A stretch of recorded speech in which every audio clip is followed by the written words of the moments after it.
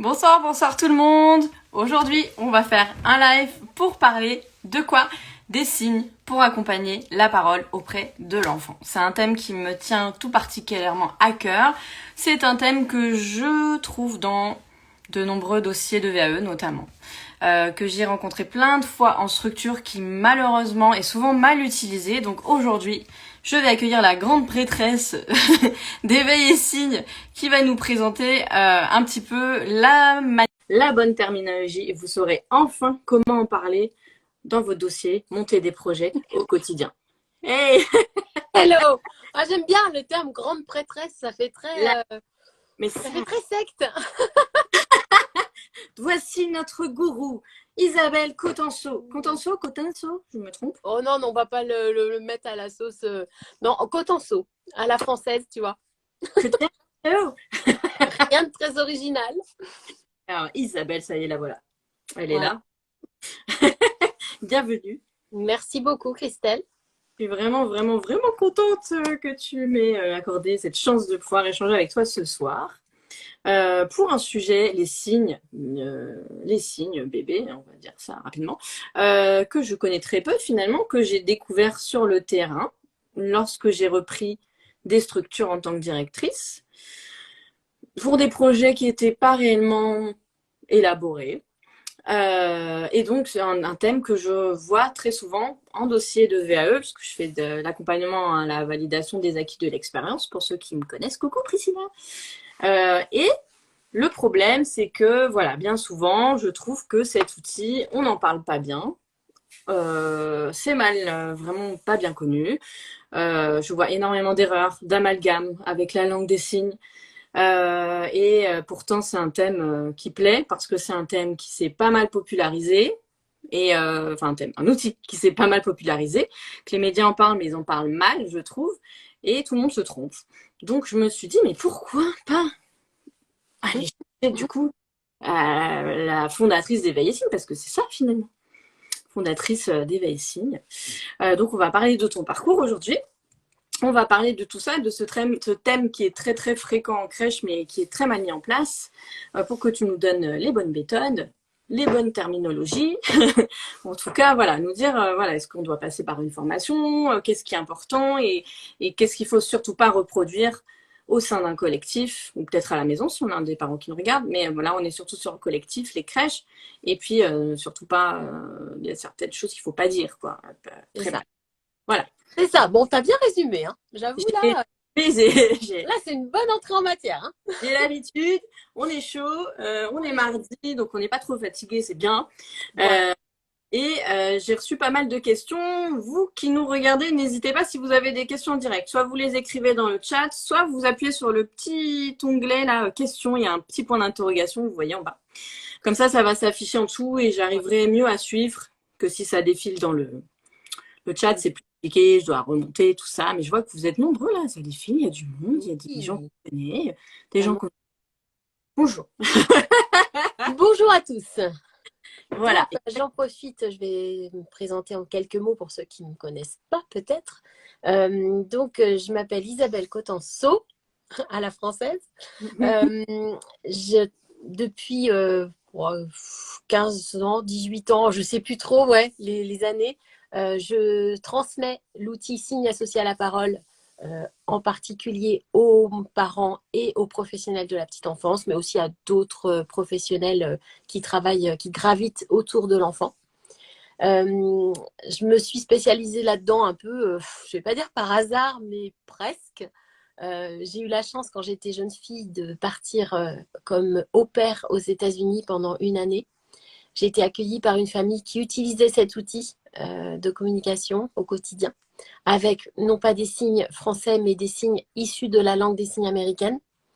Donc, hyper interpellée parce que moi, j'ai 15 ans, je ne connais pas du tout la vie même. Et je vois cet enfant et je me dis, ah, il doit être sourd. Ah, bah c'est top, ça va me faire une nouvelle expérience avec un enfant qui est sourd. Ok. Et en fait, bah non, je vois bien il m'entend puisqu'il se retourne quand je lui parle. Donc, je me dis, bah, pourquoi utiliser la langue des signes? Moi, je pensais que c'était la langue des signes. Mais en même temps, je voyais bien que les parents parlaient en même temps, tu vois, et Non, c'est pas la langue des signes. Donc la maman m'explique plus ou moins, mais je comprends plus ou moins. Et en fait, c'est en l'utilisant moi-même que je me suis rendu compte, ah oui, ok, donc on parle normalement à l'enfant et on ajoute quelques signes quand on lui parle pour qu'il puisse repérer les infos importantes et qu'il puisse un jour, s'il a besoin, utiliser le signe en attendant d'avoir le mot à l'oral. Donc jusque-là, tout va bien. Donc j'ai utilisé cet outil pendant une année. Je Et suis donc, revenue en... pardon, c'était toujours en tant que fille au père. Ouais, c'est ça. Et tu avais ce projet de travailler dans la petite enfance déjà? Pas du tout. Ok. J'y allais pour l'anglais. Ok. Clairement, c'était mon objectif de bien parler anglais au bout d'un an. Ce qui Mhm. s'est produit, effectivement. J'ai bien parlé anglais en arrivant en France. Du coup, je me suis réorientée vers le tourisme. Je me suis lancée dans le tourisme. J'ai travaillé en hôtellerie beaucoup. Et puis, revirement de, tu vois, changement de parcours professionnel total.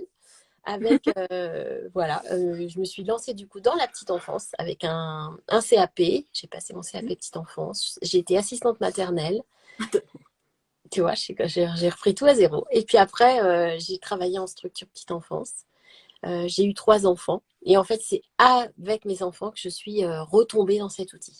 Donc vraiment, et encore pas avec mon aîné. Mon aîné a 19 ans aujourd'hui. J'ai pas du tout signé avec elle. Par contre, mon deuxième enfant, Raphaël, était un bébé qui pleurait beaucoup et j'ai eu beaucoup de mal à créer du lien avec lui.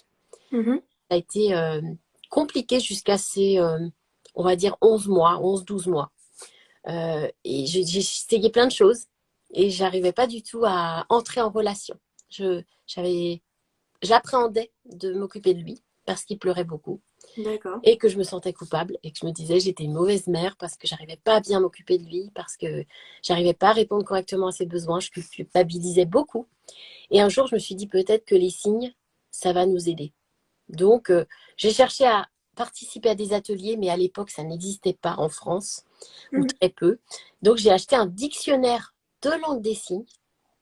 Et là, bah, je me retrouve avec le gros pavé, tu vois, et je me dis, et qu'est-ce que je fais maintenant? Par où je commence? Et je me sens un peu démunie, mais en fait, j'ai petit à petit, je lui ai parlé de ses besoins. C'est-à-dire que je lui disais, par exemple, Raphaël, est-ce que tu veux de l'eau? Et je lui donnais de l'eau. Je disais, Raphaël, je vais changer ta couche. Je faisais juste le signe changer. Et puis, progressivement, bah, il a commencé lui-même à signer. Et donc, à entrer en lien, en relation avec moi, les yeux dans les yeux. J'ai beaucoup retravaillé, changé ma posture aussi. Tu vois, c'est pas les signes en soi, c'est tout un ensemble. C'est ça, cet outil, c'est comment je verbalise.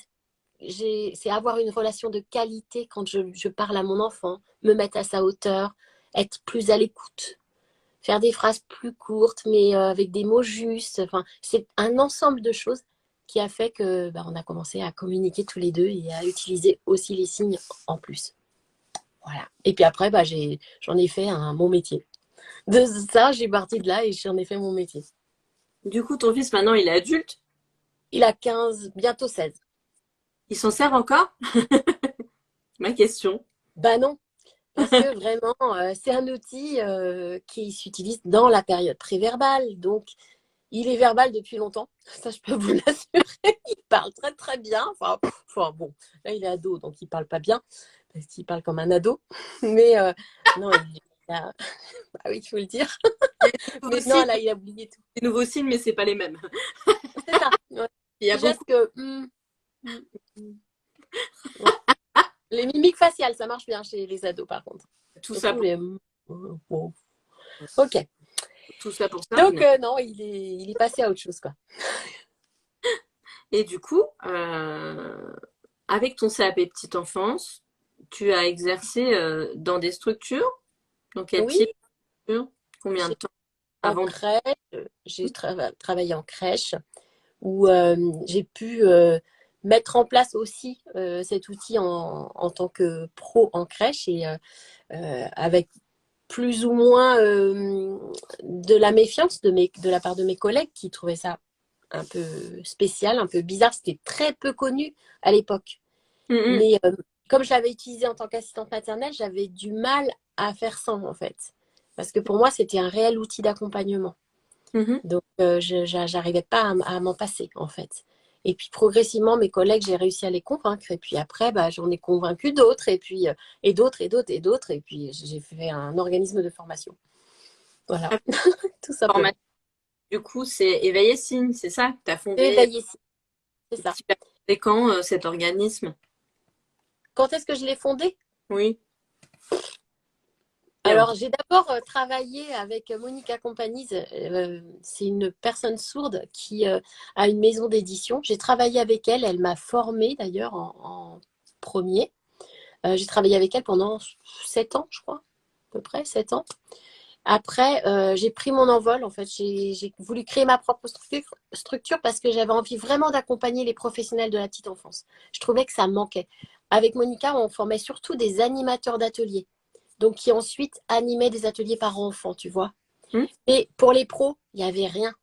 Et en fait, je trouvais que les pros avaient un énorme besoin justement de, d'apprendre à communiquer avec le bébé. Je trouve que c'est quelque chose qu'on ne voit pas vraiment dans les études, même en tant que parent d'ailleurs. Hein. On est un peu démunis. Ce volet communication, qu'est-ce qu'on met dedans? C'est tellement vaste que je trouvais qu'il y avait vraiment quelque chose à faire, quoi. Donc, je me suis lancée. Donc, c'était peut-être, je ne sais plus, en 2013, je crois, Éveiller Signe.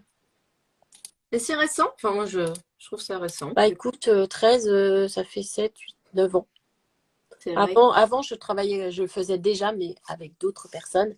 Et vraiment, prendre mon petit envol, tu vois, avec mes petites ailes, en 2013. Et quand est-ce que tu t'es rendu compte que ça a commencé à se populariser et à se développer un petit peu partout en crèche? Parce que tu as vraiment été précurseur de cet outil-là, finalement, en France. Alors, pas le précurseur, mais parmi les, mais je veux dire, parce que Monica Compagnies a été vraiment à l'initiative de cet Ouais. outil, de le diffuser en France avec Nathalie Bouillet-Charles. Elles ont créé Signe avec moi, et dans Signe avec moi, c'était vraiment la première association. Et moi, D'accord. je les ai rejoints quelques temps après, tu vois. Et par contre, c'est vrai qu'en crèche, il y avait rien, en fait. J'allais dire pas grand-chose, non, il y avait rien. Il faut être concret. Donc, j'ai fait partie, oui, certainement des premiers à proposer des formations professionnelles en crèche, quoi. Et vraiment des formations adaptées à la pratique professionnelle. Oui. Mm. Et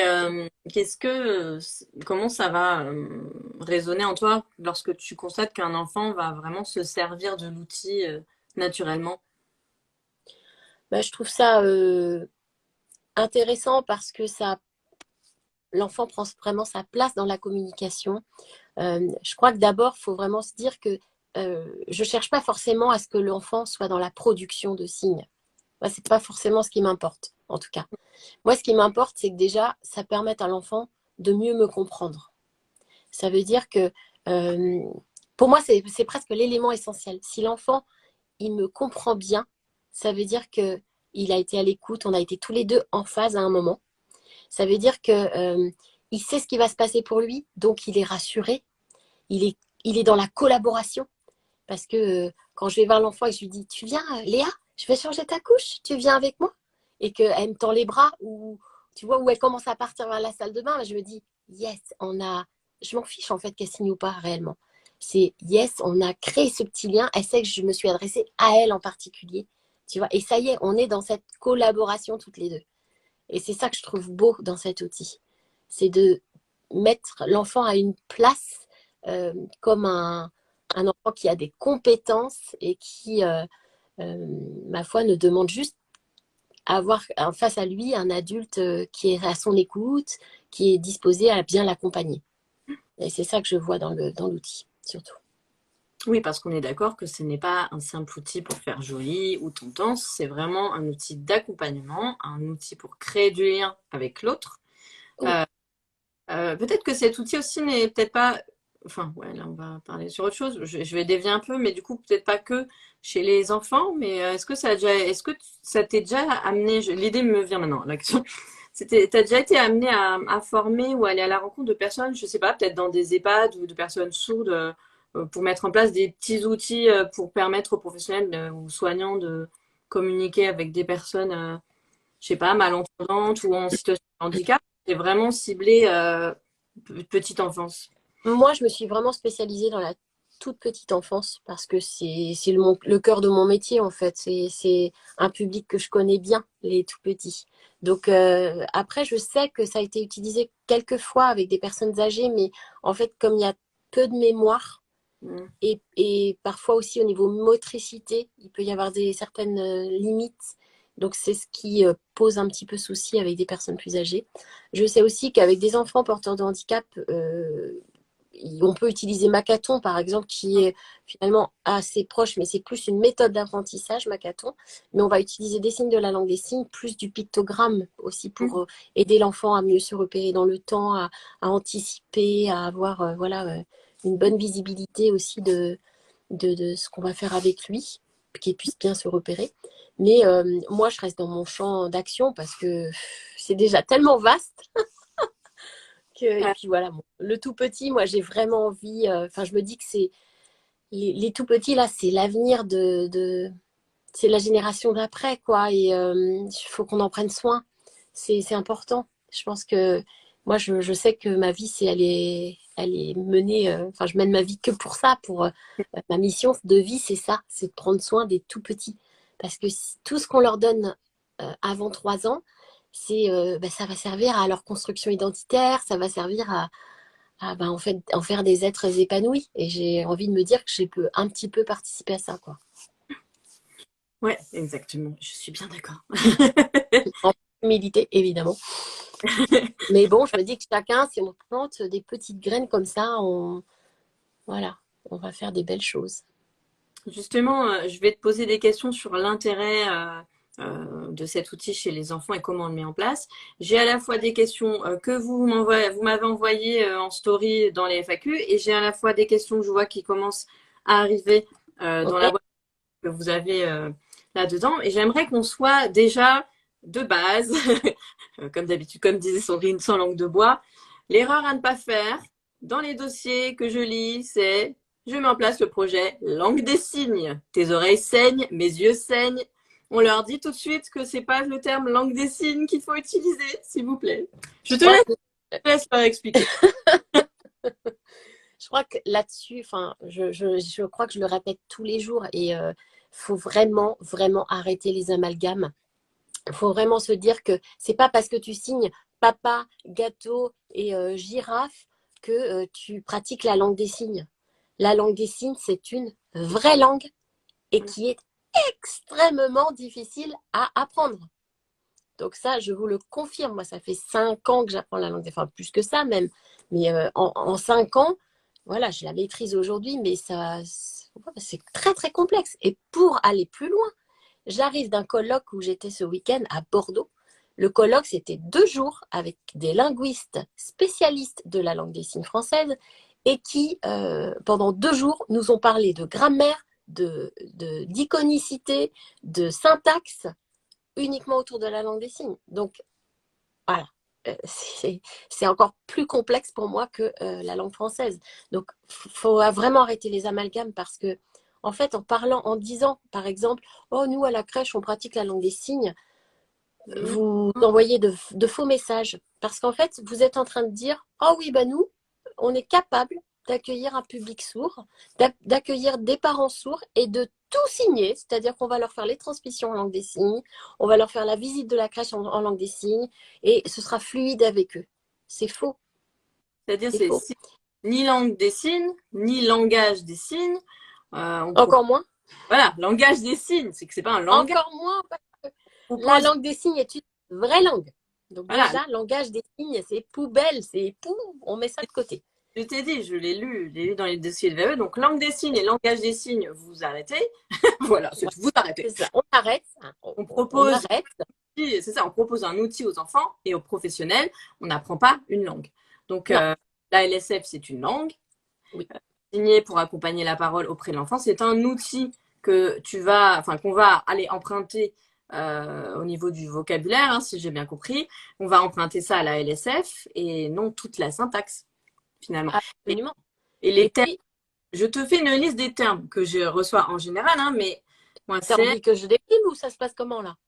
la communication gestuelle associée à la parole. Bon terme ou pas? Alors Bof? pourquoi moi j'aime pas? Ok. Parce que dans communication gestuelle, j'entends geste. Et qui dit geste dit liberté, on peut le faire un peu comme on veut à notre sauce. Non, non et non. En tout cas, mon choix à moi, Éveillé Signe, et à moi, Isabelle Cotenso, c'est d'utiliser des signes de la langue des signes tels quels, avec aucune autorisation de les modifier ou de les simplifier. Est-ce que, parce que j'arrive pas à prononcer des mots en chinois ou en anglais, est-ce que je vais commencer à transformer les mots chinois ou les mots anglais parce que ça ne me convient pas, parce que j'y arrive pas? Absolument pas. Si j'emprunte, j'essaye de complètement respecter en fait l'emprunt. Donc respecter la langue d'origine.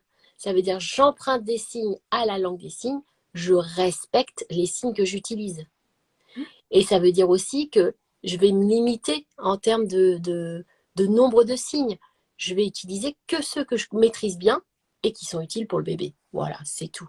Et surtout, je ne fais pas d'amalgame et j'essaye de... J'ai pas envie de participer à faire, comment dire, à abîmer la langue des signes, qui est déjà très malmenée.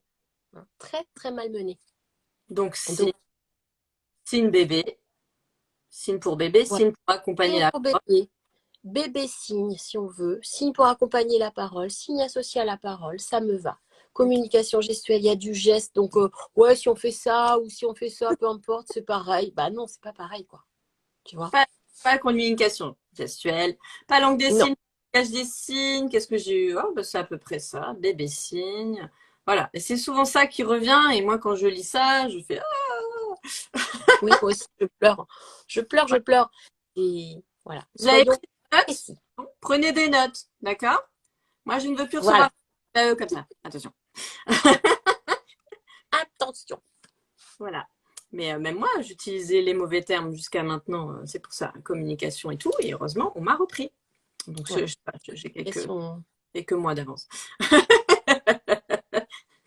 À partir de quel âge peut-on signer avec un bébé? À partir de quand commencer? Quand est-ce que c'est utile? Alors, moi, concrètement, je préconise qu'on commence dès la naissance. Alors, je sais, ça paraît bizarre parce que l'enfant ne voit pas très bien au début, mais réellement, d'abord, ça habitue le parent à utiliser ses mains en même temps qu'il parle, à prendre son temps, à bien regarder son enfant quand il parle avec lui. Donc, et puis habituer le bébé à regarder le visage parce qu'il voit qu'il se passe des choses quand on communique avec lui. Donc moi, je suis pour commencer tout de suite. Dès que le bébé sort du ventre, hop, on peut déjà lui dire, est-ce que tu as envie d'aller téter ou est-ce que je vais te donner ton biberon ou je vais changer ta couche ou tu vas prendre ton bain. Alors le but, c'est pas d'en signer plein, mais les quelques besoins principaux, c'est tout. Et puis déjà de s'habituer, voilà, dès la naissance. Après, c'est pas parce qu'on l'a pas fait dès la naissance que c'est trop tard pour le faire quand l'enfant grandit. À partir du moment où il n'est pas fluide au niveau de l'oral, on peut y aller. C'est-à-dire, je sais pas, j'ai un bébé qui a 15 mois, il ne parle pas encore, ben, j'ai envie de commencer maintenant, je peux le faire sans problème. Ouais, donc 15 mois, ok. C'est vraiment pour les bébés qui ne parlent pas Oui, ou avec ceux avec l'idée, et ceux qui parlent un peu mais avec qui on n'arrive pas à créer du lien. voilà. Ouais. Ou ceux qui ont du mal à se faire comprendre, tu vois. Par exemple, j'accueillais une petite fille, elle disait toujours euh, comment elle disait bateau pour tout. Bateau, c'était gâteau, c'était manteau, c'était le bateau, c'était, enfin, tu vois. Et en fait, ça la mettait en difficulté. Et je voyais que parfois ça l'agaçait parce que comme je comprenais pas bien, je la faisais répéter, ce que j'aime pas d'ailleurs. Les enfants, ils aiment pas ça. Ils se sentent mis en échec, tu vois. Ben, je trouvais que c'était important. Je dis, c'est un gâteau que tu veux, Lola? Tu veux un gâteau? Je répétais le mot et puis je faisais le signe pour être sûre d'avoir bien compris, tu vois. Mhm. Et là, je trouvais que c'était important, même si elle avait un peu plus de 2 ans. Mais voilà, le langage oral n'était pas encore suffisamment précis. Et puis, ça lui mettait peut-être moins la pression aussi. Tu vois, j'essayais de pas la faire répéter, mais d'essayer de comprendre si j'avais, enfin, de voir si j'avais bien compris surtout. Mhm. Voilà. Donc, c'est vraiment le niveau de langage qui compte. Et après, quand l'enfant a grandi, on peut aussi garder quelques signes, surtout, je me fais attaquer par une mouche, surtout, par exemple, les émotions. Tu vois, moi, je trouve que les émotions, on sait que l'enfant même s'il a 3 ans, 4 ans, 5 ans, les émotions, ça déborde. Mm, Il ne mm. sait pas toujours poser des mots dessus.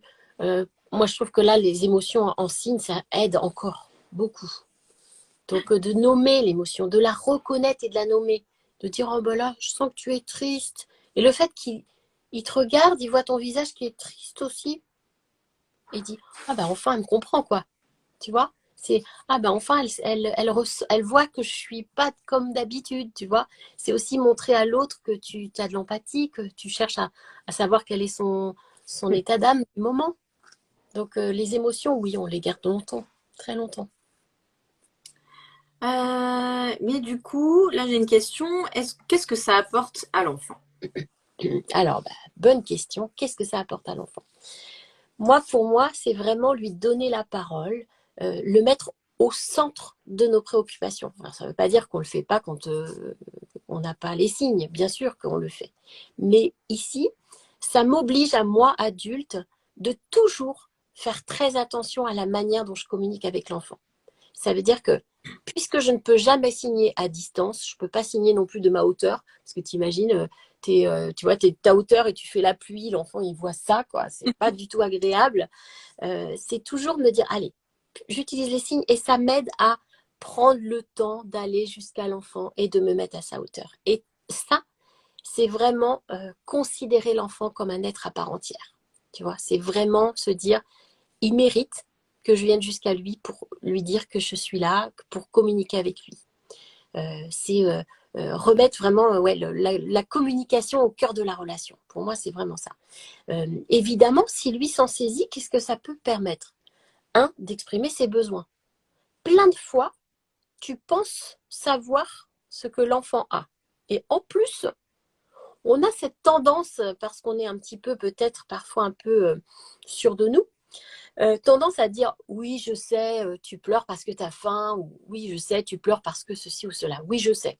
Bien sûr, parce que je suis l'adulte, je sais tout, évidemment. Et que bien souvent, l'enfant te fait comprendre que tu es complètement à côté de la plaque. Alors bah là, tu es obligé d'admettre que oui, des fois, tu n'as pas raison. Donc là, si c'est l'enfant qui te guide, c'est-à-dire qu'il pleure et puis tout d'un coup, il te regarde et puis il fait signe biberon, ou il fait le signe boire. Ben là, il n'y a pas de doute. Enfin, tu n'es pas en train de chercher. Ah oui, tu dois pleurer. Je pense que tu dois être fatigué. Et en fait, non, il te fait le signe boire. Ah ben là, tu ne peux que bien répondre à son besoin. En fait, tu as juste complètement ta réponse à ce que l'enfant aura exprimé. Ça veut dire que on crée ici un lien de confiance, mais incroyable. Parce que c'est je suis à ton écoute, je te fais confiance en tant qu'enfant, enfin en tant qu'adulte et enfant, j'ai confiance en toi. Et parce que je réponds bien à tes besoins, tu as confiance en moi. Donc ça, c'est absolument extraordinaire. Et puis quand l'enfant, il arrive à se faire comprendre, vous imaginez sa fierté, son bonheur à l'intérieur, c'est ah, je suis tout petit, mais j'arrive à me faire comprendre.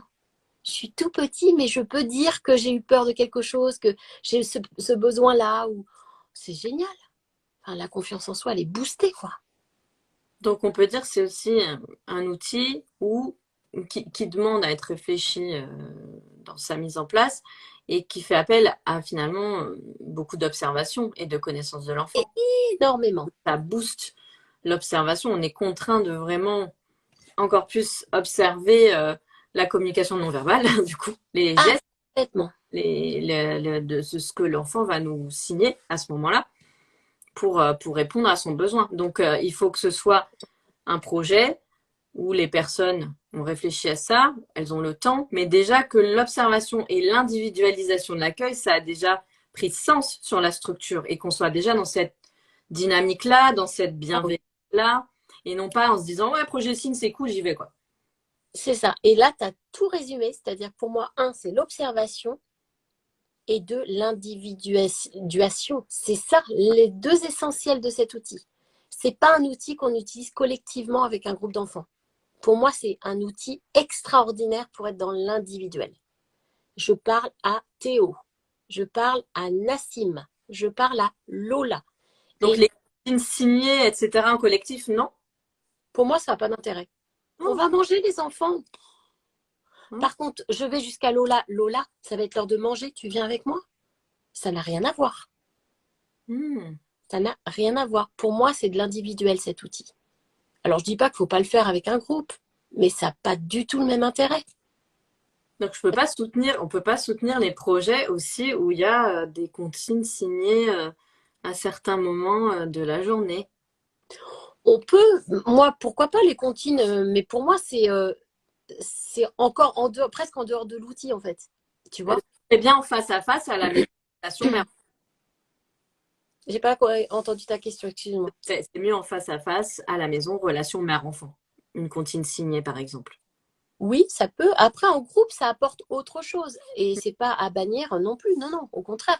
Ça apporte autre chose parce que c'est aussi, les enfants se regardent entre eux. C'est créer un rythme, donner un rythme à cette comptine. Donc, le fait d'y mettre des signes, ça ajoute du rythme et ça nous fait ralentir aussi en tant qu'adulte, hein. Parce que des fois, on chante beaucoup trop rapidement. Quand on met les signes, on est obligé de ralentir nous-mêmes, ne serait-ce que pour faire nos signes. Mais après aussi, c'est permettre à l'enfant de se dire, ah, quand elle parle de la pluie dans l'escargot, et que quand on va dehors et qu'elle me signe la pluie, en fait, c'est la même chose. Moi, tu vois, j'ai envie qu'il ait le temps de faire ces liens-là. Parce que si dans la comptine signée, tu fais, tu vois, si tu fais la ploc-ploc la pluie, ploc-ploc la pluie, et puis que tout d'un coup, on va dehors, puis oh mince, il commence à pleuvoir. Tout est différent, ça n'a rien à voir. Donc, il faut vraiment harmoniser les choses. C'est-à-dire que faire des comptines signées, oui, mais bien les faire et pas mettre trop de signes non plus. C'est pas la course aux signes, quoi. Ça, c'est vraiment important. Ok. Pas trop de signes. Et j'avais la question en tête, elle est partie dans ma tête, elle est partie de ma tête. C'était quelle question que je voulais répondre en premier? Je l'ai reçue deux fois en plus, donc voilà, mais c'est pas grave. Et qu'on l'a reposée dans le chat, mais pas dans les questions, mais je l'avais reçue. Elle était là. C'était, est-ce que du coup, voilà, c'est ça la grosse question. Est-ce que ça va ralentir le développement du langage de l'enfant? Parce que ça revient souvent ça. Parfois des membres du jury aussi qui n'aiment pas cette thématique en se disant non, non, non, ça ralentit le développement de l'enfant, ça n'a pas de sens, etc. Mais Est-ce que j'ai fait une génération, je pense, de débiles attardés qui ne parlent pas. je vais ouvrir la porte à mon chat pendant que tu Vas-y, vas-y, fais-le. Moi, j'ai pas. Je vois le mien, il dort. Mais... es en train de. Non, alors je crois qu'il faut vraiment arrêter avec ça parce que là, au jour d'aujourd'hui, d'ailleurs, ça se dit pas du tout, on me l'a dit il y a pas longtemps, donc il faut que j'arrête de dire cette expression. Aujourd'hui, on est en 2022, j'ai du mal à comprendre qu'on entende encore ça. Pourquoi? Ça fait 15 ans, 18 ans que je fais ce travail. Moi, ce que j'ai repéré et ce qui a été aussi étudié, hein, parce qu'il ne faut pas se leurrer, il y a eu des études. Alors, c'est vrai que les études sont aux États-Unis, pratiquement toutes. Il y a pas mal d'orthophonistes quand même en France qui font des mémoires sur cette thématique. Donc, j'ai hâte d'avoir tous ces résultats-là. Mais ce qui est évident, c'est que, au contraire, ça vient complètement soutenir le développement du langage pour plusieurs raisons. Déjà, parce que ça contraint l'adulte à parler beaucoup plus lentement, Mhm. en articulant mieux. Tu peux pas signer et parler vite, ça marche pas.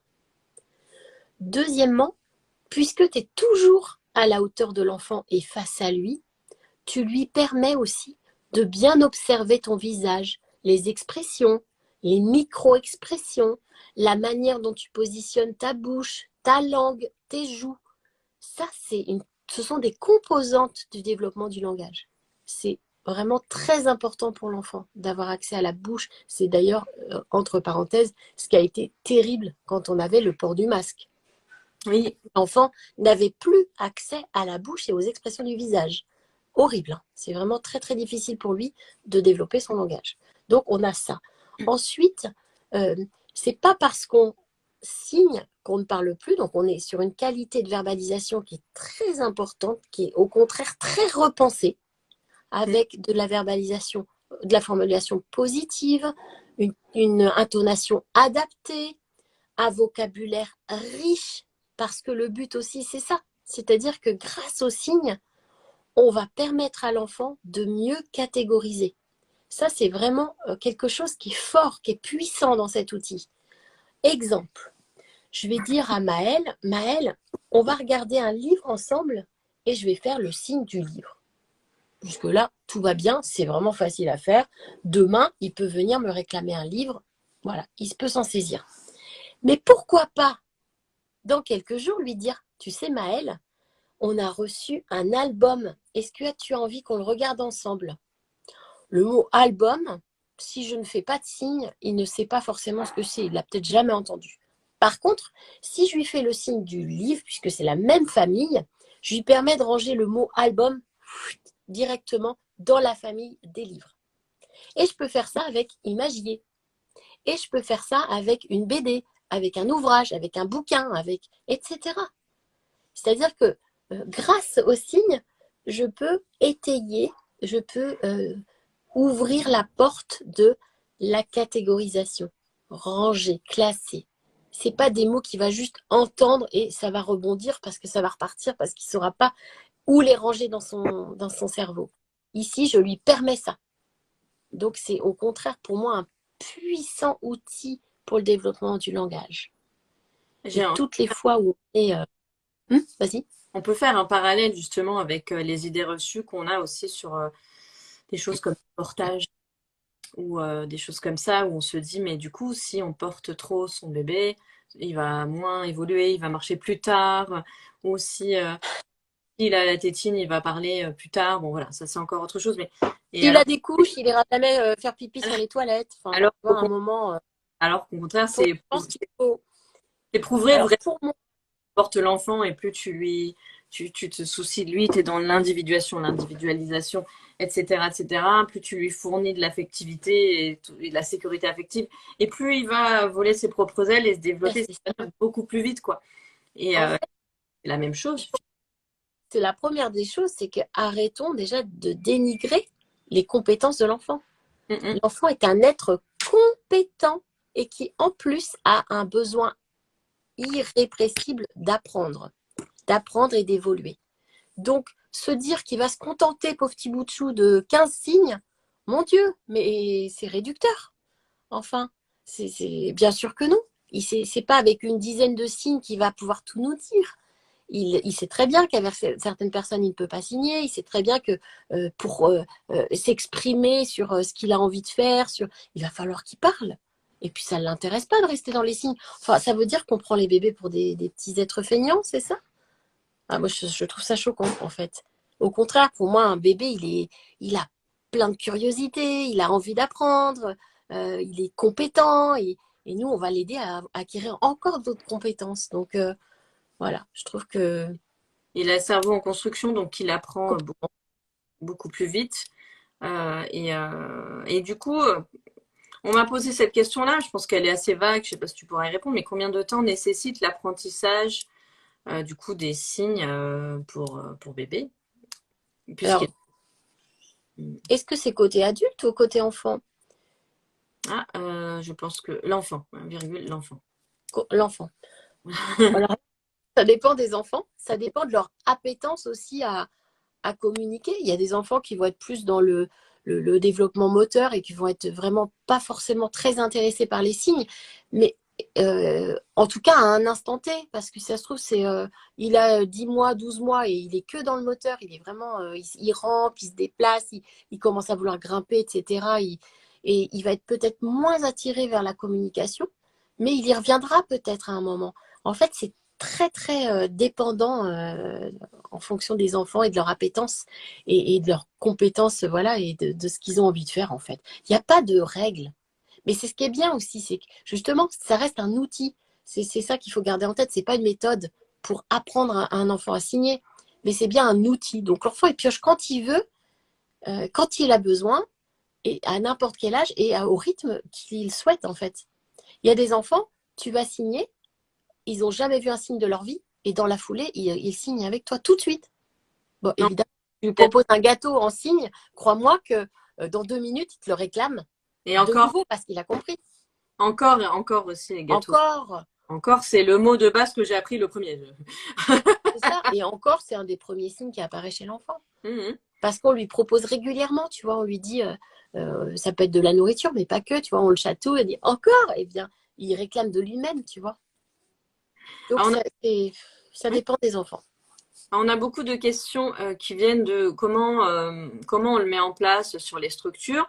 C'est vrai que je pense que c'est un outil, il faut quand même prendre le temps de s'y intéresser et pas faire ça juste parce qu'on aime bien ou qu'on l'a vu à la télé ou dans un livre ou tiens, il y a telle crèche qui le fait ou alors mon groupe a dit qu'on devait le mettre en place, donc je le mets en place. Moi, c'est comme tous les projets réfléchis, pensés. Il y a un moment où on va pouvoir le faire, mais il faudra en termes de mois ou en termes d'années. On a des questions en ce sens, par exemple. Est-ce que c'est plus compliqué à mettre en place à la crèche si ce n'est pas suivi, par exemple, à la maison? Ou alors, comment amener le projet auprès des familles en crèche? Alors là, c'est côté famille. Mais comment on le met en place en micro-crèche, etc., etc. Alors, je vais être un peu embêtante, mais la première des choses, c'est déjà de se former. Ouais. Parce que c'est un outil, c'est pas juste des signes. Si c'était des signes, n'importe qui le ferait. Mais tous ceux qui ont essayé sans être formés font soit des bêtises et après nous disent bah ça marche pas. Faut pas oublier quand même qu'on touche à l'être humain, qu'on touche au bébé et à son développement. Ça me paraît quand même très dangereux et ennuyeux de se lancer sans être formé. Parce qu'on risque de tomber dans des dérives. Et des dérives, il y en a des tonnes et de plus en plus. Soyons prudents. Ça veut dire quoi? Il faut d'abord être formé. Une fois qu'on est formé, et c'est pas long la formation, en une journée on peut être formé, hein, toute l'équipe. L'idéal c'est d'être formé en équipe pour que ce soit quelque chose qui ait du sens. Et Voilà. pour que si l'enfant commence à s'en saisir, qu'il puisse aller voir Martine ou Jessica, il va avoir une réponse à son besoin exprimé en signe. Parce que sinon on va de nouveau créer une frustration chez lui, ou alors il va aller que vers les personnes qui signent et pas Ouais. celles qui signent. Le tout, ce n'est pas de mettre dans votre section bébé, d'afficher des images avec le bébé et tous les signes, nanana, comme ça les parents le verront. Donc, et là, de se dire, ça y est, on est sur le projet signe. Je suis désolée, mais non, c'est pas en faisant ça que vous pouvez vous permettre de dire, ah ben nous, on fait le projet signe chez les bébés. Non, pour moi, c'est pas ça. Là, je suis cash, comme d'habitude. C'est du n'importe quoi. Quand je vois ça en structure ou quand je lis ça dans les dossiers, j'ai fait de la prévention. J'ai affiché 3 comptines la tortue signées sur le mur, comme ça les parents ils voient. C'est pas ça le but en fait. C'est vous Bah pas du tout. faites les trucs super avec les bébés, mais faites pas de la merde, franchement, avec le signe pour bébé. Il faut, Ah non. c'est comme tout projet, c'est comme si vous faisiez une familiarisation sans séparation, enfin n'importe quoi. C'est des projets qui sont sur du long terme. Parce qu'après, c'est des trucs qui sont pas repris. Une fois que la fille, elle a affiché ses images, après elle part en congé maternité, et le projet, ça en est où? Ah ben non, ben elle a pas repris, puis il y en a une qui arrive et ça l'intéresse pas. Il faut que ce soit, selon moi, et tu me diras si je dis des bêtises ou pas, c'est un truc qui doit être ancré, qui doit ancrer dans la structure pour une longue période et qui doit être transmis. Ça fait partie du projet pédagogique. C'est pas un truc genre, ah ben, elle a envie de faire le projet signe parce que ça lui prend comme une envie de faire pipi. Alors ça marche pas. C'est le projet signe, comme on dit, qui ah bah cette année c'est notre projet, c'est les signes. Non. Non, c'est en fait c'est un outil d'accompagnement. Donc qu'est-ce que tu fais l'année d'après? Tu l'abandonnes? Voilà, Enfin, ça veut rien dire ça. change de section, donc forcément tu Ah non. l'abandonnes. Pour moi, c'est inscrit dans le projet pédagogique, c'est un outil d'accompagnement. Donc on se dit voilà, tout le monde se forme par quelqu'un qui est professionnel.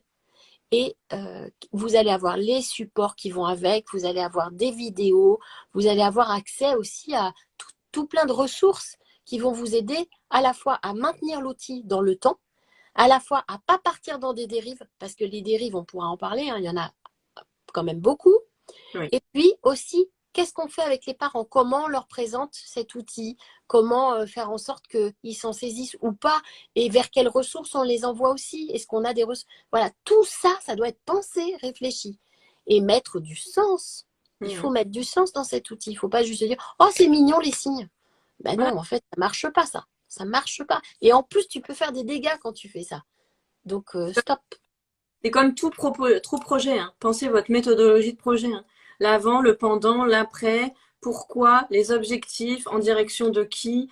C'est pas, encore une fois, un projet parce que vous avez envie. Il y a un besoin réel pour l'enfant. Il faut Oui. partir du besoin de l'enfant. Vous, votre besoin à vous, on n'en a rien à faire. Que vous trouviez ça joli d'afficher et de mettre dans le journal de la crèche. Tiens, on va mettre la comptine, on va montrer ce signe aux parents dans le journal. Mais si ça n'a pas de sens, ça Aucun intérêt. ça n'a aucun intérêt. Non. Par contre, tu disais, il faut se former. Donc toi, tu proposes une formation. Alors, nous, par exemple, oui, chez Éveil et Signe, on propose une formation qui est d'une journée. C'est-à-dire une journée pédagogique, on est centré sur cet outil. Dans la journée pédagogique, qu'est-ce qu'on fait? Alors déjà, on voit l'historique de cet outil, qui l'a créé, comment, de quelle constatation il est parti, quelles sont ses observations. Donc, qu'est-ce qui l'a amené à créer cet outil? Ensuite, comment le mettre en place, c'est-à-dire le mode d'emploi de l'outil. Et là, mais c'est hyper important, pour moi, c'est la base. C'est vraiment l'essentiel. C'est comme si, je sais pas, tu m'offres une tronçonneuse et tu me dis, va couper l'arbre dehors qui est à côté de la maison. Si je lis pas le mode d'emploi, il y a 5 chances sur 6, tu vois, que l'arbre tombe sur la baraque. Hein, Ouais. ça, j'en suis sûre. Donc, il faut lire un mode d'emploi, il faut se l'approprier. Et donc, on travaille là-dessus. On voit des vidéos, des bonnes pratiques, des mauvaises pratiques. Et pourquoi on décortique tout ça. Donc là, le mode d'emploi, c'est hyper important. L'intérêt. Donc, réfléchir ensemble sur l'intérêt. Qu'est-ce que ça va apporter à la structure? Qu'est-ce que ça apporte à l'enfant? Qu'est-ce que ça apporte à moi en tant que professionnel, dans mon identité, dans ma pratique? Qu'est-ce que ça peut m'apporter? Il y a tout ça qui va être abordé. Il y a aussi comment ne pas faire d'amalgame entre langue des signes française et signes associés à la parole. Pourquoi c'est différent? Attention, d'où vient cette langue? Qui l'utilise? Donc, on parle des sourds aussi. On fait tout un petit module sur l'histoire des sourds et pourquoi cette langue est si fragile. Et pourquoi il faut être très prudent quand on l'utilise. Enfin, des éléments de cette langue. Et puis après, on fait des comptines, on voit le vocabulaire, on voit comment raconter des histoires avec des signes, etc. Donc, il y a peu de signes. Hein. Moi, je ne vais pas vous vendre 200 signes. Ce n'est pas mon objectif parce que 200 signes, ça ne sert à rien pour le bébé. Donc, ça fait peut-être plaisir à certains pros, mais moi, je trouve que c'est inutile pour l'enfant. Donc, je vais aux essentiels. Pour moi, c'est les besoins, quelques petits mots du quotidien et les émotions. Voilà. Mais par contre, vous sortez de votre journée, vous les connaissez sur le bout des doigts. C'est ça. Parce qu'on va vous les faire pratiquer, pratiquer, pratiquer, pratiquer. Il y a énormément de pratique dans ma formation. Ah, parce que l'objectif, c'est vraiment de carrer le projet, de carrer aussi oui. écrits professionnels dessus, hein, ça se rédige un projet, de ne pas voir ça comme un outil gadget. Pas du tout. On entend du bon et du mauvais. Finalement, moi, je trouve que, du coup, moi, de ma pratique, je n'ai jamais vu ça correctement mis en place. Jamais. Donc, il faut les bonnes explications. La formation, ça vous apportera ça. Donc, du coup, si vous êtes directrice de crèche, le mieux, c'est de faire venir Isabelle. Ou mon équipe. Maintenant, je ne suis pas toute seule. Ou ton équipe. Mais tout le monde... Former toute l'équipe en même temps, finalement, à travers une journée pédagogique, par exemple. C'est ça. Et voilà, avoir les bonnes explications, comprendre vraiment précisément ce que c'est et en quoi ce serait un bonus pour les professionnels, finalement. C'est ça. Voilà. Et puis, nous, on vous donne un kit pédagogique, c'est-à-dire que on ne vous laisse pas comme ça, allez, ça y est, c'est bon, on a fait la formation, terminée, quoi. Après, on donne des vidéos de vocabulaire, des vidéos de comptines, on donne plein de supports pour les parents, on donne vraiment des supports pour que l'outil vive dans le temps aussi, tu vois. Et puis après, je propose aussi à celles qui ont envie d'aller plus loin et vraiment de soutenir cet outil dans sa pérennisation, je propose à des membres de l'équipe de devenir référents. Donc, elles viennent avec moi en formation, il ou elle, pendant 3 jours. Et là, pendant 3 jours, je les forme pour qu'ils puissent faire vivre cet outil dans le temps. Comment ils vont l'approche avec les parents, comment ils vont gérer, peut-être faire des petits ateliers, comment ils vont gérer les nouvelles pros qui rentrent dans la structure, etc. Comment on va les former et tout. Comment on fait en sorte que l'outil vive bien, qu'on ne déforme pas les signes, qu'on continue d'utiliser toujours le même vocabulaire, qu'on n'en abandonne pas au passage, enfin, tu vois, tout ça, sur 3 jours. Et du coup, comment tu vas l'amener aux familles, finalement, ce projet-là aussi? Pour moi, puisque ça fait partie du projet pédagogique, ça doit être déjà discuté en entretien quand le parent vient en fait pour inscrire son enfant. On parle de tout le projet pédagogique. Pour moi, le signe associé à la parole, c'est un outil d'accompagnement comme un autre. Donc, on en parle de cette manière-là, c'est-à-dire un outil qui va nous permettre d'ajuster notre réponse aux besoins exprimés par votre enfant. C'est permettre à votre enfant d'avoir un outil pour parler de lui, et puis que nous, on puisse vraiment s'adapter au mieux, individualiser la relation, tout ça. D'expliquer déjà d'emblée. Et puis après, le parent doit le voir vivre dans le temps aussi quotidiennement Mhm. par la familiarisation. C'est-à-dire que déjà dans l'adaptation, on va dire à l'enfant, oh, tu es venu avec ton doudou? Oh, mais il est mignon ce petit doudou. Voilà, il faut que le parent il voit, ah, c'est comme ça, d'accord. On va pas tout signer. Bah non, en fait, on fait un seul signe dans notre phrase, c'est tout. Voilà. Mais le jour où bébé, il a vraiment besoin de son doudou, il aura tellement vu ce signe qu'il est capable de venir nous voir et de nous faire le signe doudou. Et nous, on peut agir tout de suite. Il n'a pas besoin de pleurer pendant longtemps et on sait ce qu'il veut tout de suite. Donc, il y a ça. Et puis après, il faut que ça vive dans le temps, dans les transmissions. Par exemple, oh bah tiens, Aliénor aujourd'hui, elle a signé de l'eau. Elle avait soif à table. Alors, sa manière à elle de le signer, c'est ça, de l'eau. Le vrai signe, la référence, c'est de l'eau. Elle s'est approprié ce signe à sa manière, c'est très bien, mais Ok. on était content de la comprendre ce midi et de lui donner de l'eau. Voilà, Mhm. donc comme ça, si vous le repérez ce soir à la maison, vous saurez qu'elle le signe comme ça, c'est de l'eau. Voilà. C'est toujours le faire vivre dans le temps. Puis en plus, c'est riche de donner des petites anecdotes, ce qu'on a repéré, ce qu'on a observé. Le parent, il est content, tu vois. C'est pas placable sur tous les enfants. C'est que leur enfant qui a vécu ça. Je trouve ça extraordinaire, quoi. Mais du coup, est-ce qu'il faut que ce soit suivi à la maison ou pas? Pas obligatoirement, non. C'est, encore une fois, c'est un outil d'accompagnement. S'il y a des parents qui n'ont pas le temps, pas envie, pas de problème. Enfin, ils ne sont pas obligés. Moi, je pense qu'il faut surtout faire confiance à l'enfant. Il s'adapte très, très bien. Donc, il sait très bien avec qui ça marche, avec qui ça marche pas. Mhm. Euh, Mon fils, quand il allait chez sa grand-mère, il savait qu'elle ne comprenait pas. Donc, il pouvait faire gâteau toute la journée s'il voulait. À part pourquoi il se tape sur la joue, je vois pas quoi. Qui se marre. Mais bah, il s'est débrouillé. Qu'est-ce que tu veux? Il n'est pas mort pour autant de pénurie de gâteaux. Hein. Il s'est débrouillé. Il a pris le tabouret. Il est allé chercher lui-même ses gâteaux. Tout va bien. Je fais une pause de chat parce qu'il y a tellement d'arrivées et tellement Ah, d'interventions. Donc, tu as beaucoup de personnes qui t'ont vu en formation et qui t'encensent. Euh, oh, Hop, c'est mignon. je l'ai vu une fois, c'était génial la journée. C'est tellement riche au quotidien, moins frustrant pour les petits et nous adultes. C'est tellement super le signe associé à la parole que j'aimerais beaucoup faire une formation pour être référent auprès de mes collègues. Je suis assistante maternelle. Comment savoir quand a lieu cette journée de formation près de chez nous? Ah, je ne sais pas. Ah, alors je fais aussi des formations en one shot sur une journée pour celles qui veulent venir découvrir l'outil. Ça, c'est possible aussi. J'en fais à Angers, j'en fais en Bretagne, j'en fais à Paris, j'en fais à Lyon, j'en fais un peu partout en France sur une journée. Les parents aussi sont les bienvenus s'ils le souhaitent. Hein. Même si pour eux, je trouve que c'est plus chouette encore de participer à des ateliers avec leur bébé. C'est vivre vraiment une aventure. Mais voilà, si pour X raisons, il y a pas d'animatrice dans leur coin, bah, ils peuvent venir aussi à cette journée de découverte, sans problème, avec grand plaisir. Est-ce que le site internet c'est éveil et signe au pluriel.com? C'est bien ça. C'est ça.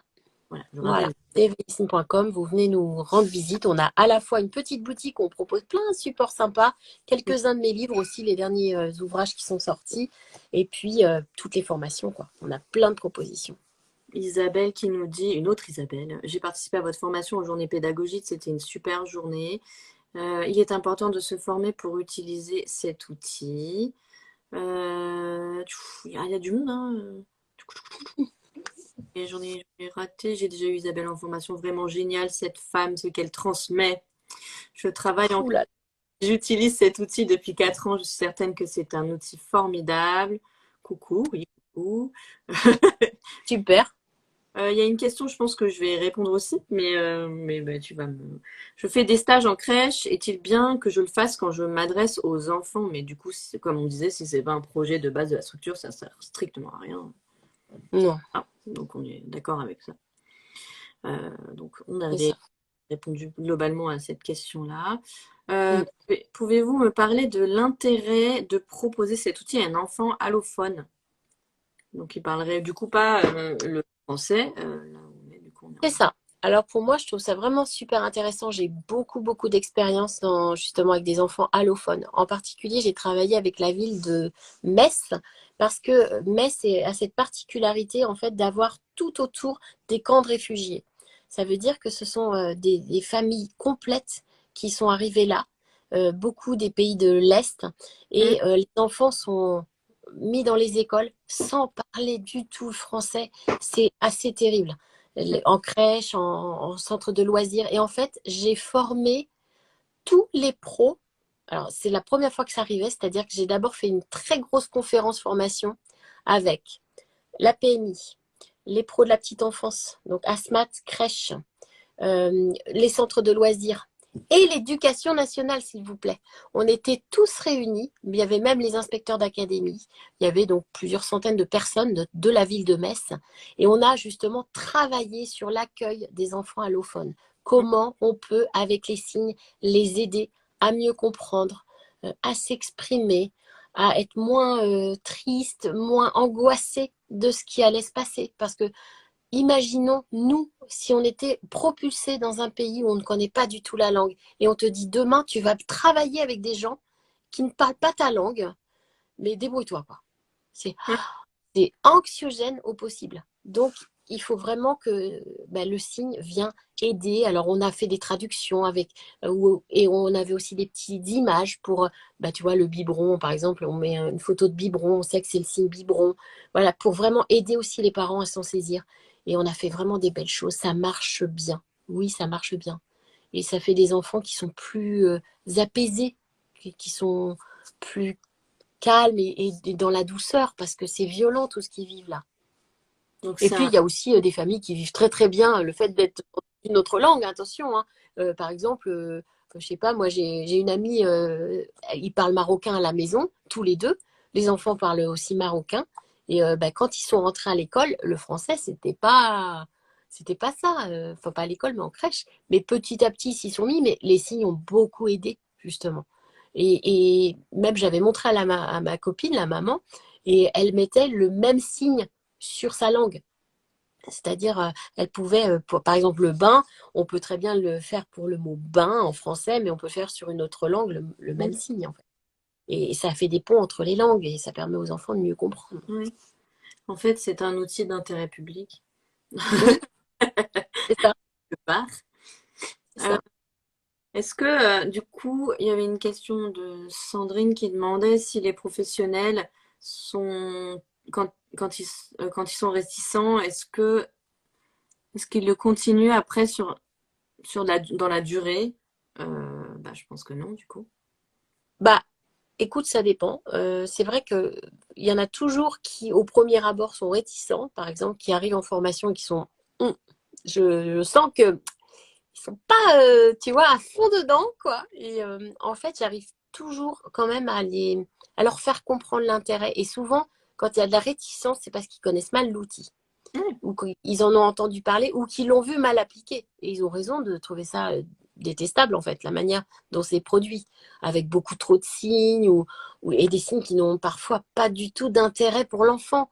Et là, souvent, ça les inquiète. Ils disent, mais pourquoi on fait ça? Mais c'est trop. Et ils ont raison de se poser ces questions-là, moi, je trouve. Et je suis même certaine que parfois, ça peut participer à des retards de langage quand vraiment il y a trop de signes et quand on noie les enfants de signes. Mais en fait, ils n'ont même plus envie de communiquer, je pense. Donc, je trouve que ces professionnels ont raison de se poser des questions et peut-être d'avoir des réticences parce que, au vu de ce qui se passe, c'est normal. Et après, moi, mon rôle, c'est de les rassurer et de leur faire comprendre l'intérêt. Et souvent, ils changent d'avis dans la journée. Ils disent, ah, tu vois, je voyais pas du tout les choses comme ça. Souvent, c'est des idées préconçues parce qu'ils observent, en fait. Oui, mais il y a des divergences d'opinion par rapport à cet outil-là. Il y a beaucoup d'a priori. Moi, je le vois aussi Oui, par les membres de jury de VE aussi. Souvent. bien sûr. Et moi, personnellement, j'ai des a priori directs parce que j'aime pas ce thème, parce que je sais qu'il va être très mal exploité dans le dossier, tout simplement. Mon a priori vient de là. Dès que Ouais. j'entends, ouh, parce que déjà je vois communication, machin, je vois langue des signes, et déjà je fais ah, mais voilà. Et Mais ça veut dire que le sujet n'a pas été creusé voilà. suffisamment et que Et c'est ça, très... il y a ceux qui sont contre, clairement, parce qu'ils voient ça que comme un phénomène de mode, donc ils vont pas aller creuser plus que ça le truc, donc parce qu'ils connaissent pas Ouais, le c'est ça. Bon, en même temps, moi, je veux vraiment aussi qu'on s'éloigne du phénomène de mode parce que moi, ça fait 18 ans que je le transmets, tu vois, enfin, à Oui, peine 15 16 ans. La mode, ça dure pas 16 ans. oui. Non, mais Voilà. ça s'est popularisé. Enfin, je vois, moi, je travaillais pour un gros groupe de crèches et vraiment, c'était limite imposé quand toi t'imposais un projet. Donc ça, on va en transformer, on va en faire une crèche bilingue. Ok. Donc il y avait des crèches qui devenaient crèches bilingues, donc pas d'intérêt. Et elle, toi par contre, tu vas partir sur un projet, du coup, il disait langue des signes. Voilà, signe pour bébé, sans, voilà, juste parce que c'est joli, que ce sera une crèche vitrine, que ça fera un plus pour, voilà, les berceaux, la vente de berceaux, etc. auprès des entreprises. Donc Ça, c'est c'est, du marketing, hein. voilà, c'est du marketing. C'est extrêmement mal utilisé, mal mis en avant et c'est vraiment dommage parce que du coup, ça mène à rien finalement. Puis en fait, c'est même pas respectueux de personne, ni des pros. La langue des signes non plus d'ailleurs. Et puis bien sûr, pas de la langue des signes, pas des bébés, pas des familles. Enfin, ça respecte personne, ça. Mm, mm. Ouais, totalement. Donc, il y avait une question que j'aimais bien aussi, c'était est-ce que c'est intéressant de faire des ateliers à la crèche avec les parents pour les inclure dans ce nouveau projet? Il y a peut-être des petits jeux qu'on peut proposer, soit aux parents, soit même carrément en journée pédagogique aux pros pour leur permettre de... Ouais. Alors nous, on joue beaucoup parce que je trouve que par le jeu, on apprend énormément. Donc on est dans une pédagogie très ludique, Mm. même si ça reste sérieux, hein, mais on joue beaucoup parce que voilà, on sait que c'est efficace et qu'en plus, on passe tous un bon moment. Et après, pour les parents, moi, je dis oui, pourquoi pas. Par contre, on le fait pas n'importe comment et il faut être formé aussi pour ça. Mm. Pour moi, faire des ateliers auprès de parents, ça demande d'être formé. Là, par exemple, en ce moment à Angers, je fais une formation d'animateur d'atelier de signes. Ça dure 4 jours. Oui.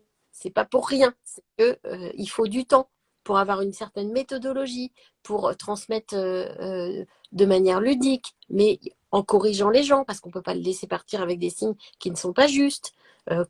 Combien de signes, à quel moment, quelle est la fréquence, est-ce qu'on se voit toutes les semaines ou est-ce qu'on laisse du temps entre, comment on fait pour qu'ils pratiquent à la maison, etc. Enfin, tout ça, ça ne s'improvise pas en fait. Mm. C'est...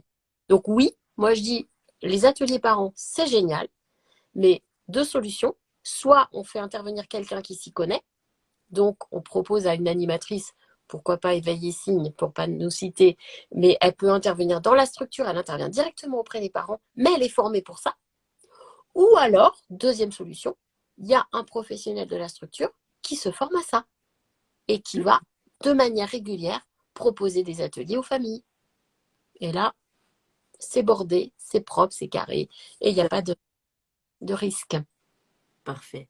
Voilà, Et, d'ailleurs, c'est éveil et signe. On est vraiment dans l'éveil. c'est ça, On n'est pas dans l'apprentissage, parce du que tout. voilà, parce que je suis. Moi, ces genres de projets, c'est un peu pareil. Moi, je suis assez réticente des projets anglais. Initiation à l'anglais pour des enfants de moins de 3 ans, alors que c'est pas ta langue maternelle, uniquement pour en faire des petits, voilà, enfin, des petits bilingues, soi-disant, mais non. C'est de l'apprentissage. Pour moi, c'est pas de l'éveil. Enfin, de l'éveil à l'anglais. Enfin, voilà. Mais non, Et c'est pas ça le but des vraies crèches bilingues, c'est quand il y a vraiment des personnes qui sont pas nées en France et qui parlent. natif, voilà, et qui parle anglais toute la journée, et ouais, c'est autre chose.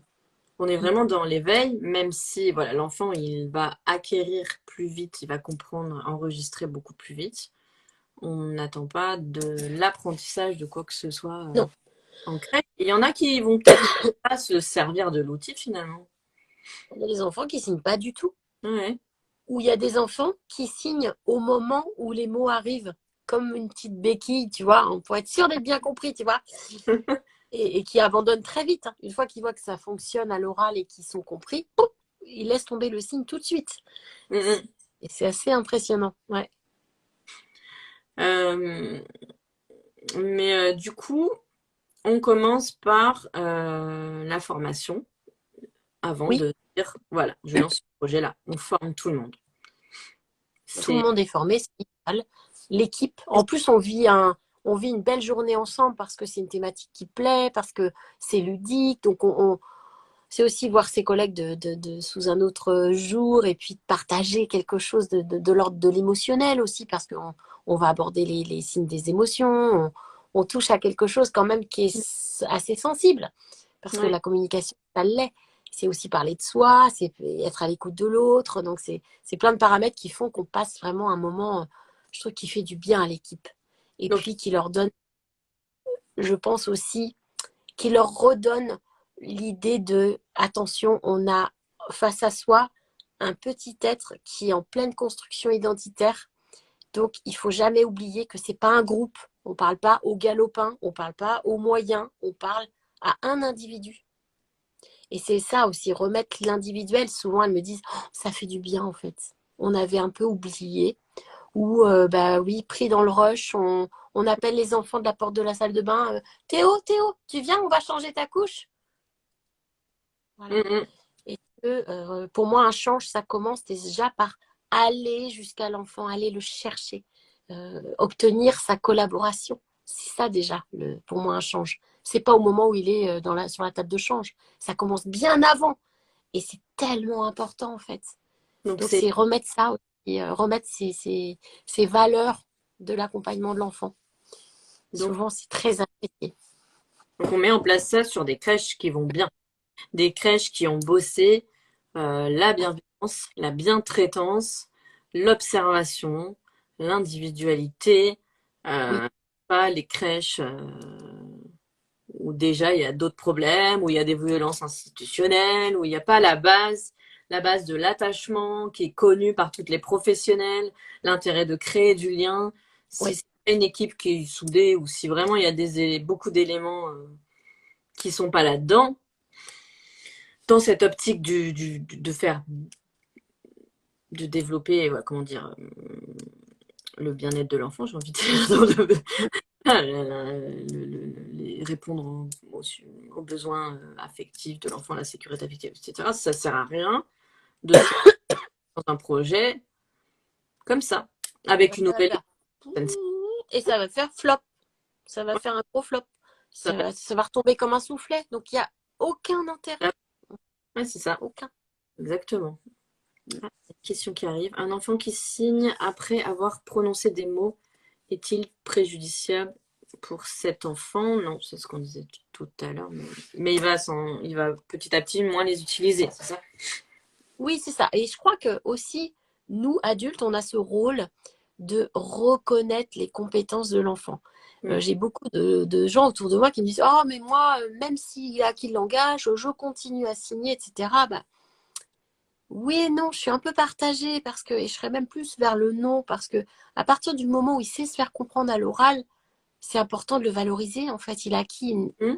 énorme compétence qui est celle du langage. Et il va continuer d'apprendre en plus, mais il se fait comprendre à l'oral, mais il faut le valoriser, quoi. C'est un peu comme si tu disais, bah voilà, il commence à marcher sur ses deux jambes alors qu'il faisait du quatre pattes de fou, hein. Il y allait dans tous les sens à quatre pattes, là, il fait l'effort, tu vois, il est sur ses deux jambes. Ah, c'est pas facile, il se tient, de temps en temps, il se lâche et tout. Tu vas pas lui dire, allez, pour aller là-bas, vas-y à quatre pattes, c'est beaucoup plus rapide, c'est beaucoup mieux. Ben non. Go. Mais non, tu l'encourages, tu dis, allez, oui, je sais que tu vas y arriver, c'est super, voilà, c'est chouette. Oh, bah dis donc, tu te lâches, tu fais des petits pas. Voilà, on l'encourage. Bah, c'est pareil avec les signes, en fait. J'ai pas envie de le maintenir à tout prix dans les signes. Au contraire, c'est, ah oui, j'ai bien compris, donc tu me parles de maman, d'accord. Oui, tu me dis qu'elle est à son travail, même s'il va le dire avec peut-être des mots un peu déformés, mais je vais pas refaire les signes, en fait, à ce moment-là. Parce que justement, il s'est exprimé à l'oral et je l'ai compris. Mm. On lui montre qu'on l'a compris et que ça y est, il a monté la marche. Waouh, c'est top ça. Quand, Bravo, je suis. quand on a un projet comme ça, c'est quoi? Est-ce qu'il y a des partenariats qui sont ou des collabs qui sont intéressantes à faire en plus de la formation? Je sais pas, avec un orthophoniste ou est-ce qu'il y a des projets qui peuvent être mis en corrélation quand vraiment c'est bien travaillé, c'est bien mis en place, etc. Ou je sais pas. Pas forcément. Après, je pense plutôt effectivement un animateur, pourquoi pas, qui vienne plus travailler avec les parents, enfin travailler, transmettre aux parents. Hmm. Pourquoi pas aussi l'intervenant, cet intervenant-là pourrait aussi, par exemple, dans certaines sections, chez les moyens, ça pourrait être intéressant de leur raconter des histoires et d'y mettre des signes. Tu Mm. vois, ils vivent encore les choses sous une autre dimension. Pareil, on va pas les noyer de signes, mais quelques signes comme ça, souvent, on les voit, ils réfléchissent, ils regardent l'image, ils nous regardent signer, ils écoutent le mot.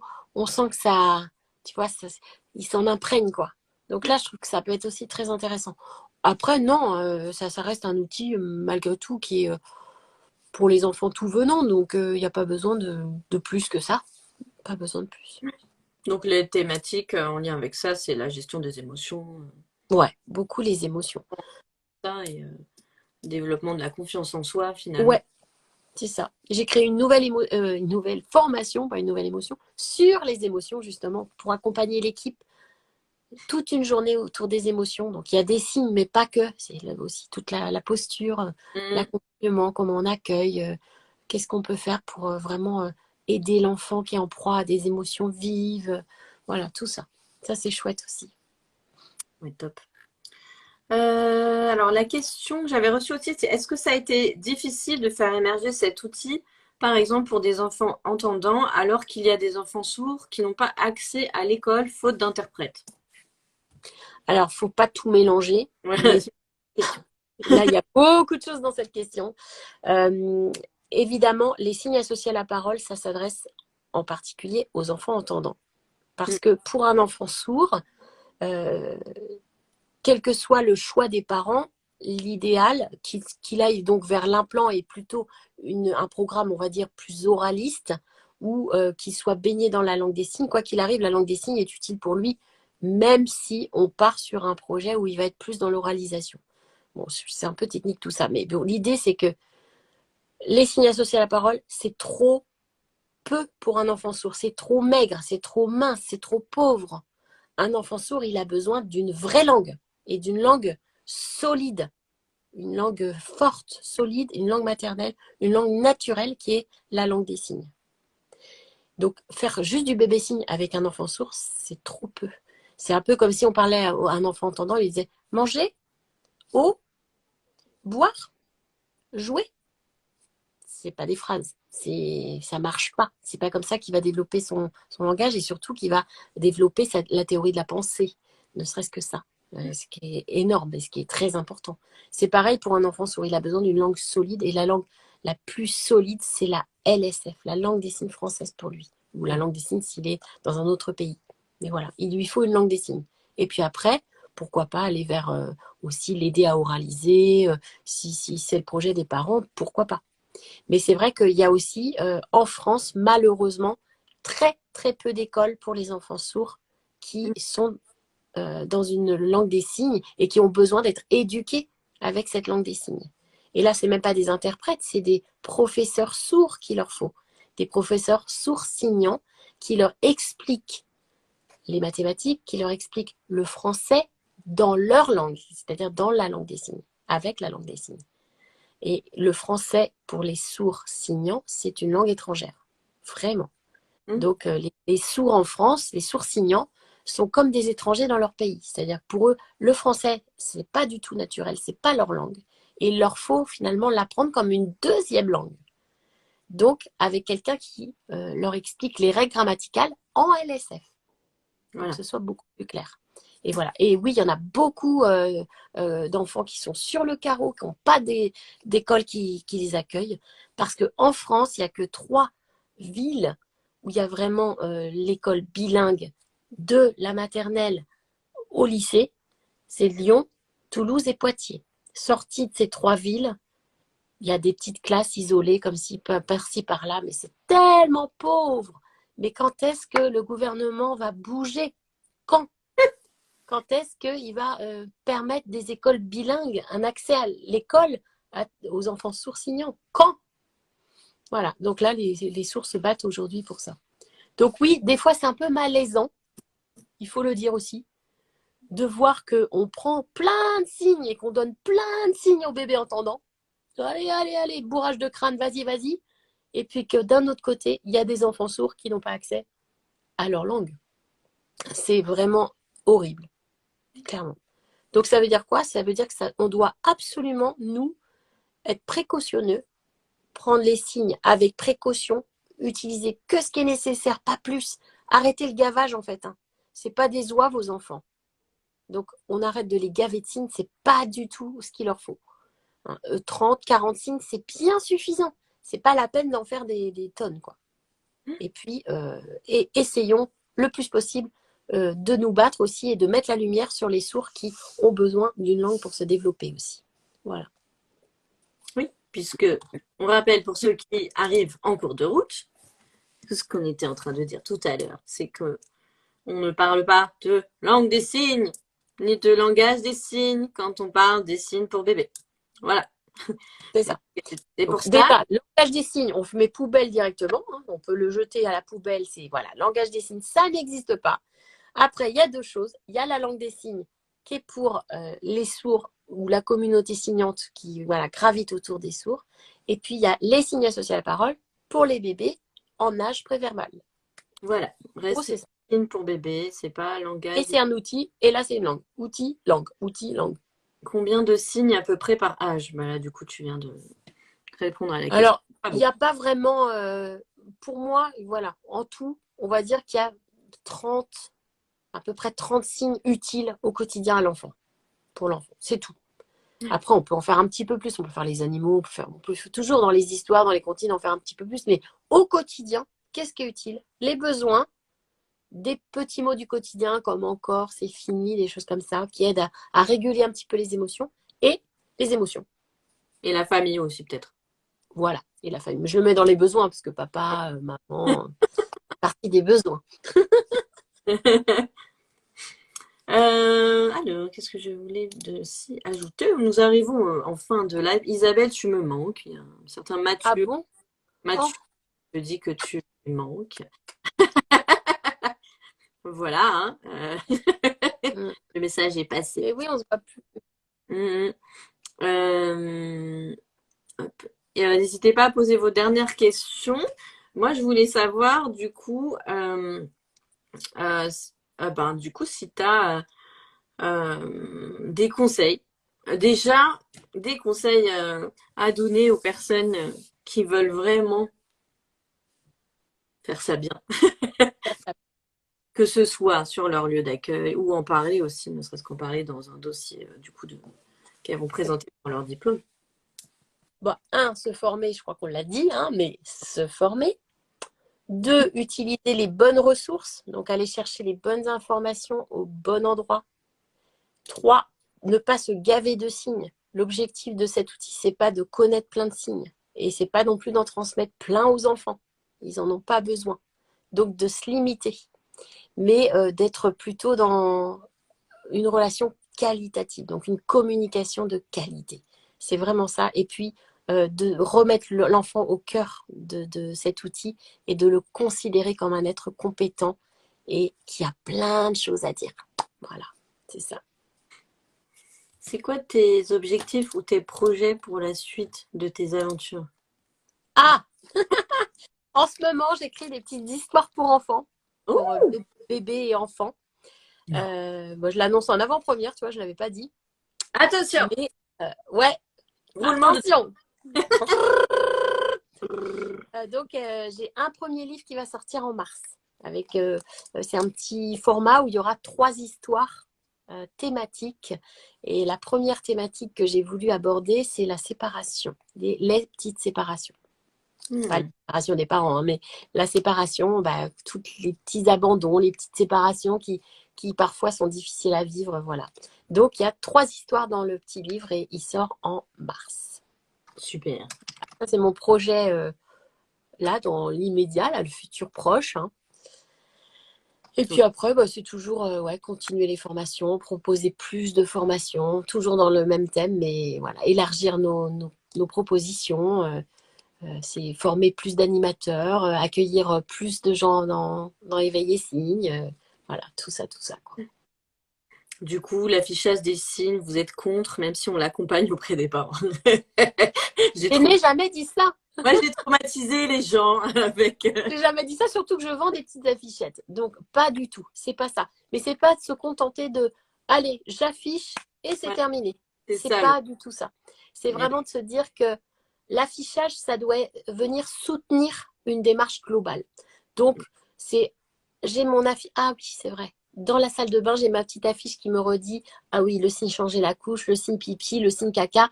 Ok, comme ça, je peux en reparler avec l'enfant. C'est plus un pense-bête pour les pros. C'est pas tellement pour les enfants. À part des fois la fiche émotion, j'ai vu dans certaines crèches qu'elle l'avait mis à hauteur d'enfant et les enfants sont très intrigués parce que les bébés sont sur les affiches très expressifs et viennent regarder, ils font les signes des émotions. Ça oui, c'est vraiment chouette parce que du coup on peut les accompagner, en reparler, on les retrouve dans les livres des émotions, etc. Donc ça c'est super sympa. Mais pas du tout contre les affichages. Mais si c'est juste pour faire joli et pour dire, vous avez vu les parents, hein, nous, on fait les signes associés à la parole, ou on fait le langage des signes. Oh, mon Dieu. Voilà, si un affichage, ça veut pas dire ça y est, j'ai fait un projet. C'est ça. C'est juste Et, ça. On est bien là de sens et de signes. bah, faut mettre du sens et il faut que ça vienne soutenir une démarche globale. Mais pas juste, on a mis l'affiche, ça fait mignon, et ça montre aux parents qu'on fait, alors que peut-être on fait même pas ou on fait mal. Voilà. Aucun intérêt dans ces cas-là.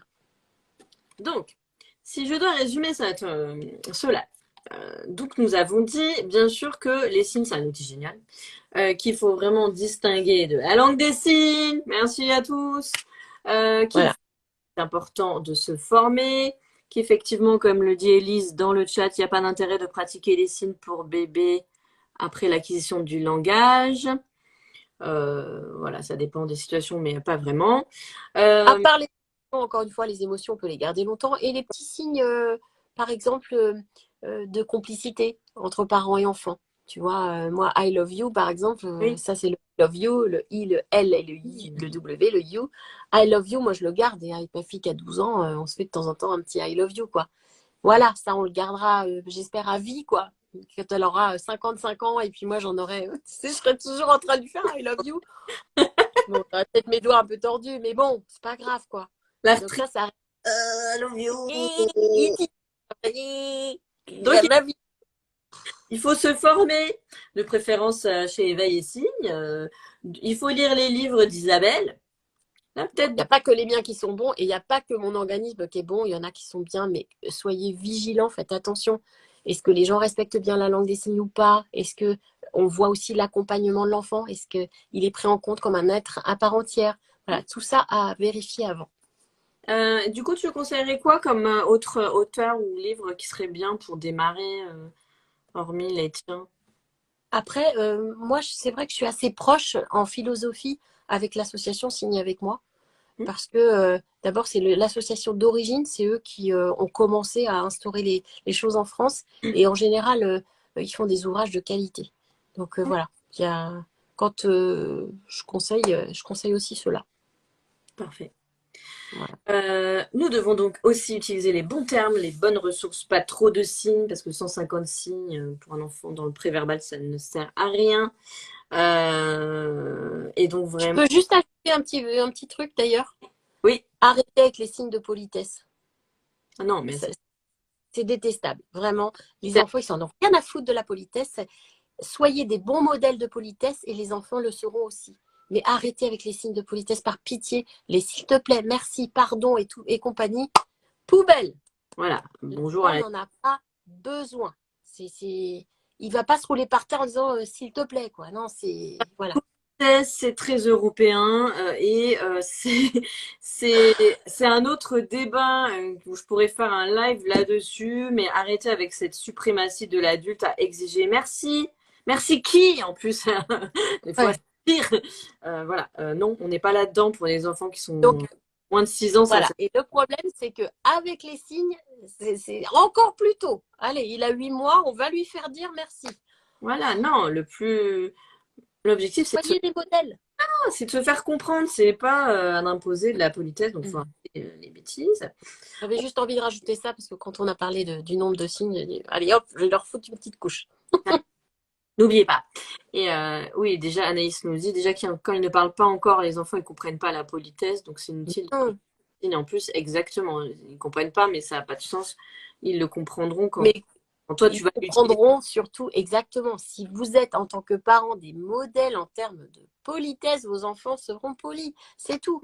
Donc si vous-même, par contre, vous dites bonjour à personne, vous dites pas merci, machin, bah, vos enfants ne le feront pas non plus, quoi. Voilà. Mais Mais voilà. Qu'est-ce que la gratitude? Est-ce qu'un enfant de moins de 3 ans, il peut comprendre la gratitude? Oh, mais- foutons-leur la paix, quoi. Laissons-les vivre, tout ouais. simplement. J'ai mon fils de 2 ans et demi et il me dit merci. Et je vois merci, merci beaucoup. Et on se promène dans la rue. Il voit un monsieur qui passe et bonjour. Puis il me regarde. Il ne m'a pas répondu. Je n'ai jamais dit que c'était obligatoire. C'est toi qui. Non, et tu verras que malheureusement, la plupart des adultes ne le sont pas. Bon, Ouais, donc c'est mais autre. ils exigent que les enfants le soient. Et c'est un autre sujet. C'est Euh, ça. les avis peuvent vraiment diverger sur ce terme-là et on peut pas. On n'est pas obligé d'adhérer, mais au moins reconnaître les intérêts, ce serait bien. Déjà, de cet outil-là. Ça reste un Ouais, outil quand même qui est plein d'intérêts. Le tout, c'est de bien en parler. Donc voilà, pas de bêtises sur le terrain, pas de bêtises dans vos dossiers de vérification. voilà. Si vous tombez sur C'est moi, ça. parce que moi, sur ce, Voyez, je suis intransigeante. Et ouais, méfiez-vous avec ce thème-là. Soit vous le maîtrisez, soit vous l'utilisez pas, c'est tout. vraiment. Dans votre dossier. Surtout que j'accompagne régulièrement des étudiantes, surtout qui font des mémoires en orthophonie sur cette thématique. Mais je suis extrêmement pointilleuse. Je leur reprends à chaque fois sur les terminologies, Mhm. je reprends. Je suis très très cool dans la vie. Alors vraiment, je suis souple à mourir. Mais alors, par contre, les terminologies, pour moi, c'est hyper important parce que ça renvoie tellement de choses qu'il Parce que faut être prudent, tu sais de quoi tu parles. Voilà, je pense. spécialiste. Voilà. Eh bien, écoutez, vous n'avez pas d'autres questions. Si vous avez quelque chose à ajouter, Isabelle, J'espère que le live vous aura été ouais, utile. on espère que ça Ça vous. fait très longtemps que je n'avais pas fait un live, donc c'était chouette. Ouais, c'est super chouette, vraiment. Merci beaucoup, Isabelle. C'était vraiment trop bien. Je Merci suis contente. d'avoir. J'espère vraiment que ça ne vous a pas déprimé non plus, hein, si vous êtes à la fin de l'écriture de votre dossier et que vous vous êtes rendu compte que c'était oups, tant pis, hein, ça passe ou ça casse, hein. Mais sur les structures d'accueil, voilà, pensez à l'enfant avant tout finalement, Ouais, et le reste, peu importe. Et voilà, faites ça en équipe, faites pas ça de votre côté et réfléchissez à ce que vous faites et à quelle terminologie vous allez utiliser. Mais l'enfant doit être au centre de vos préoccupations oui. Et- et il y a rien d'autre à retenir en fait. Bah non, c'est elle en fait. C'est l'enfant. C'est Ouais, l'enfant. Le respect de l'enfant. c'est ça, exactement. Euh, Merci beaucoup à tout le monde. merci beaucoup. Bisous, Alice, Megan. Bye bye. Vous l'aurez C'était chouette en de replay, partager tout ça. le live, il va rester sur ma page, peut-être sur Ouais, Isabelle aussi, oui. si valide aussi. Et n'hésitez pas aussi à nous mettre des questions en commentaire de publication si jamais vous avez besoin d'une précision. Et Tout à fait. partagez-le, parce qu'on a une surprise qui arrive bientôt. C'est C'est ça. février, c'est ça? Je n'ai pas écouté, moi, hier. Ouais, c'est ça. Vous verrez, on a une surprise l'année Ouais. prochaine, d'année. Donc, on ne fait pas des lives pour rien en ce moment. Non. Mais Tout à fait. je n'ai rien dit. N'est-ce pas, les gens certaines personnes sont en train de nous regarder. Voilà. Voilà. Rester dans le coin, c'est très important. Ouais. Et puis pour des questions un peu plus, voilà, un peu plus intimes, vous pouvez aussi me contacter. Vous savez très bien que je réponds facilement sur Instagram, donc n'hésitez pas. Je peux. Éveillez-point.com. Ouais. Allez-y, inscrivez vos équipes aux formations. Voilà. Ouais. Allez-y, Ouais, surtout qu'avec les OPCO et tout, il y a des subventions. Enfin, ça passe dans le plan de formation. Vraiment, profitez-en, quoi. C'est important. exactement. Voilà. Voilà. Beaucoup, Isabelle. Merci. C'était super. Ouais, Et c'était très chouette. je vous fais à tous de gros bisous. À toi aussi. Ouais, Je moi aussi. vous love. Voilà, j'ai bien fait.